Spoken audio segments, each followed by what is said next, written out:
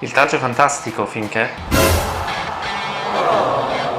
per fortuna, ci ha rivelato Medical Group. Presidente Luca Bergamini, in conferenza stampa lei ha annunciato di voler portare la nazionale qui nel Trevigiano, un annuncio sicuramente molto importante. Sì, noi nel momento in cui ci sono le condizioni per portarla è un obiettivo, deve essere un obiettivo di tutti quei territori che hanno interesse a cuore uno sport, e questo è sicuramente uno di quelli, perché Treviso e la Came e la società sono un'eccellenza di questo territorio, un'eccellenza del nostro sport, per cui tra gli obiettivi c'è sicuramente quello di voler portare qui la nazionale. Chiaramente sono decisioni che si prendono insieme al Club Italia e alla FIGC. A livello di stato di salute come sta il futsal, il calcio a 5 in Italia?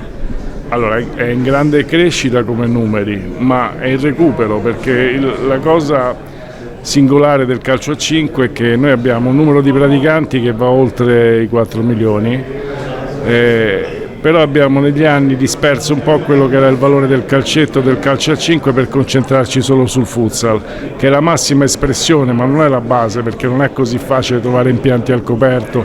Noi abbiamo una cultura che è quella che nasce sui campi all'aperto, sui prati, sui campi in erba sintetica, per cui dobbiamo avere la capacità di recuperare tutto questo mondo che ci appartiene per creare una comunità sempre più coesa e sempre più propositiva e sempre con maggior capacità anche di attrazione per gli sponsor.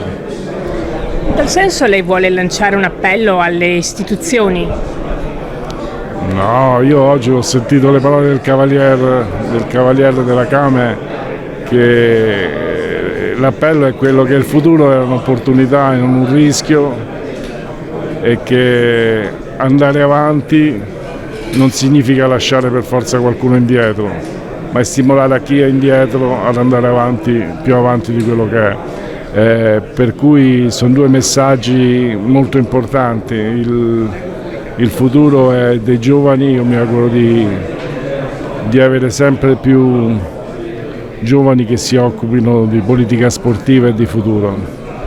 Ultima cosa, lei ha detto anche che la vittoria deve essere una conseguenza. Sì, la vittoria non c'è nulla di più effimero della vittoria. La vittoria, come il successo non è nient'altro che il participio passato del verbo succedere.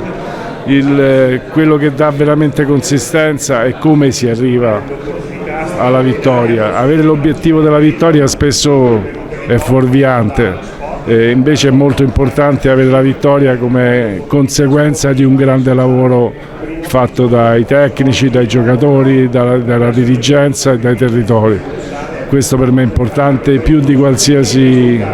Normalmente ci si scorda di chi ha vinto, non ci si scorda di chi continua a vincere tutti i giorni con i propri ragazzi, con le proprie famiglie e con la propria famiglia sportiva.